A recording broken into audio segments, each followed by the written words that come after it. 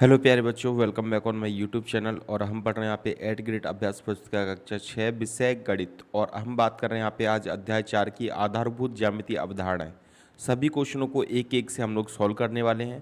तो चलिए, सबसे पहले हमारा जो प्रश्न आता है वो आता है, देखिए ये प्रश्न है हमारा। सबसे पहले यहाँ से आपको क्वेश्चनों को सॉल्व करना है, ठीक है। तो देखो बच्चों, सबसे पहला प्रश्न हमारा क्या है, ये देखिए।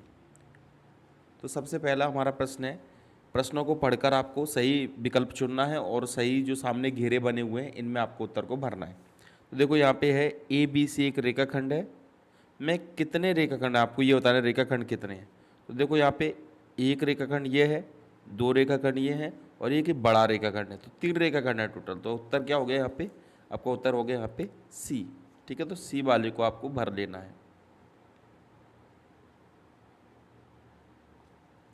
ठीक है। समझ में आ गया रेखाखंड कितने हैं, ठीक है। तो आपका उत्तर हो गया सी, 3। उसके बाद आपका सेकंड क्वेश्चन है। सेकंड क्वेश्चन देखिए, सेकंड क्वेश्चन क्या है हमारा। सेकंड क्वेश्चन है, यदि दो रेखाओं में एक उभयनिष्ठ बिंदु हो तो वे रेखाएं क्या कहलाती हैं। तो आपका उत्तर हो जाएगा डी, प्रतिच्छेदी रेखा कहलाती है। और डी वाले को आप गोला कर देना, ठीक है। और इस तरीके से आपका डी उत्तर हो जाएगा प्रतिच्छेदी रेखाएं, ठीक है बच्चों। प्रतिच्छेदी रेखाएं भर देंगे, बहुत सिंपल है। उसके बाद आपका क्वेश्चन नंबर 3 आता है।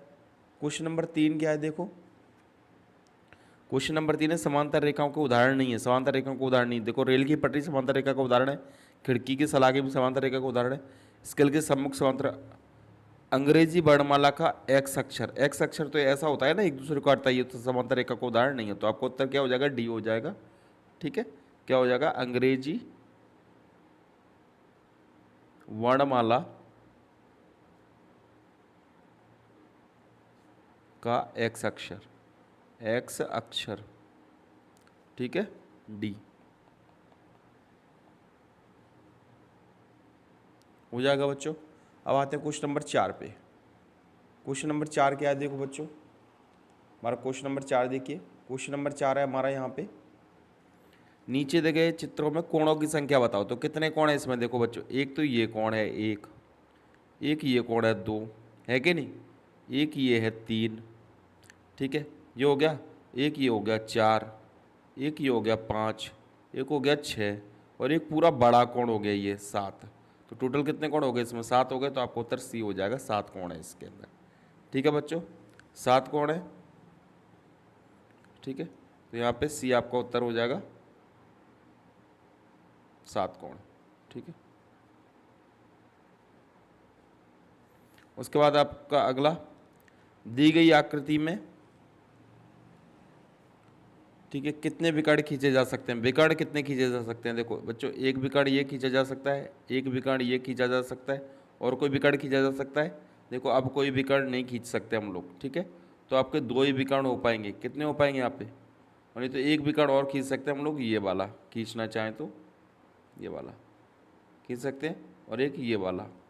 इस तरीके से विकर्ण बन सकते हैं। तो कितने विकर्ण हो गए, 1 2 3 4, 4 विकर्ण। लेकिन 4 इसमें ऑप्शन नहीं है। तो आपको कितना हो जाएगा यहाँ पे, देखो 1 विकर्ण, 2 विकर्ण और 3 विकर्ण। तो आपका उत्तर हो जाएगा यहाँ पे, हम 3 विकर्ण खींच सकते हैं, ठीक है। तो ये इसका उत्तर हो जाएगा 3, ठीक है। तो ये कर लोगे। इसके बाद आता है हमारा अगला, अगला क्वेश्चन क्या है हमारा, देखो ज्यामिति की एक सूक्ष्म बिंदु जो एक स्थिति निर्धारित करता है क्या कहलाता है। तो आपका उत्तर क्या होगा, ज्यामिति में सूक्ष्म छोटा सा बिंदु जो स्थिति निर्धारित करता है उसे बिंदु कहते हैं। क्या कहते हैं, उसे बिंदु कहते हैं, नोट कर लोगे। उसके बाद हमारा क्वेश्चन नंबर 7। क्वेश्चन नंबर 7 देखो क्या है। क्वेश्चन नंबर 7 है बच्चों हमारा यहाँ पे, दो बिंदुओं को जोड़ने वाला सबसे छोटा रास्ता क्या कहलाता है। तो दो बिंदुओं को जोड़ने वाला सबसे छोटा रास्ता रेखाखंड कहलाता है, ठीक है। उसके बाद क्वेश्चन नंबर 8। क्वेश्चन नंबर 8 क्या है यहाँ पे, देखो कि यदि एक रेखाखंड ए भी दोनों तरफ बिना किसी अंत के विस्तृत किया जाता है तो उस प्रकार की आकृति को क्या कहा जाता है। तो आपको याद रखना है, ए बी को दोनों तरफ बिना किसी अंत के विस्तृत किया जाता है तो उसे रेखा कहते हैं। क्या कहते हैं, उसे रेखा, ठीक है। उसके बाद आपका क्वेश्चन नंबर 9। क्वेश्चन नंबर 9 क्या है, देखो यदि दो रेखाओं में एक उभयनिष्ठ बिंदु हो तो वे रेखाएं क्या कहलाती हैं। तो आपको उत्तर होगा, यदि दो रेखाएं एक उभयनिष्ठ बिंदु हो तो वे रेखाएं प्रतिच्छेदी रेखाएं कहलाती हैं, ठीक है। उसके बाद आपका क्वेश्चन नंबर 10। क्वेश्चन नंबर 10 क्या है देखो, क्वेश्चन नंबर 10 है हमारा बच्चों, समांतर रेखाओं को समझाते हुए परिवेश के कोई चार उदाहरण दो। देखो रेल की पटरी, खिड़की के सरिया, कॉपी की लाइन, ठीक है, और आप एक और उदाहरण अपने मन से दे सकते हो कोई भी। तो इस तरीके से आपको चार उदाहरण देने हैं, ठीक है। समांतर रेखाओं को, समांतर रेखाएं कौन सी होती हैं जो एक दूसरे को नहीं काटती हैं, बराबर दूरी पर होती हैं, उन्हें क्या बोलते हैं, समांतर रेखाएं बोलते हैं, ठीक है। तो आप एक और बोल सकते हो यहाँ पे, एक उदाहरण और हो जाएगा आपका, क्या हो जाएगा, स्केल के सम्मुख किनारे हो सकते हैं, ठीक है। क्या लिख लेना, स्केल के सम्मुख किनारे, ठीक है। ये आपका चार हो जाएंगे उदाहरण नंबर 4। तो 10 तक हो गए। इसके बाद हमारा क्वेश्चन नंबर 11। देखो क्वेश्चन नंबर 11 क्या है, तो बच्चों देखो क्वेश्चन नंबर 11 है हमारा यहाँ पे कि किरण किसे कहते हैं। तो देखो किरण रेखा का एक भाग होता है, यह एक बिंदु से प्रारंभ होता है और बिना अंत के आगे बढ़ते जाता है, उसे किरण बोलते हैं। उसके बाद किरण कौन कौन से, देखो एक तो ये वाली है ओ ए, एक ओ बी, और एक ओ एन भी बोल सकते हो आप, और ओ एन नहीं होगा, ओ बी होगा, और कौन सा होगा, ओ सी होगा, ठीक है। तो इस तरीके से किरणों के नाम दिए, हो गया बच्चों। उसके बाद आएगा आपका question number 11, question number 12। Question number 11 के बाद आपको ये बताना है कि कौन सी खुली आकृति और कौन सी बंद आकृति। तो ये तो बहुत सिंपल है, ये वाली खुली आकृति, ये वाली खुली आकृति, ये वाली खुली आकृति। तो खुली आकृति वाले में भर दिया, और बंद आकृति कौन सी, ये वाली और ये वाली, ठीक है। तो बंद आकृति में हमने इनको भर दिया। क्वेश्चन नंबर 12 हो गया।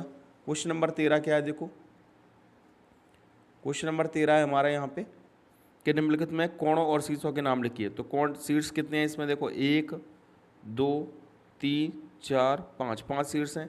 तो यहाँ पे शीर्ष लिख दें।